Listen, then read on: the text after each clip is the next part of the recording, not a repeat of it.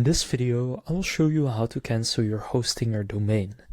So to do this, you just want to go to the Hostinger H panel by signing into your Hostinger account, and from there in the left menu, go to Domains. Now here you will find all of your domains. Now just go to the domain you want to cancel. So I have this one right here, and on that domain you will see auto renew. Just go ahead and switch that off, and then click disable auto renewal. You can see right here what that means. So on the expiration date, your website will go offline. You might have to pay additional fees to renew it later, and someone else might register your domain as theirs. Just click disable if you want to do that. And then from there you can see now the expiration date is set, and then on the expiration date it will expire and you will not be billed again. So that's how you can cancel your Hostinger domain.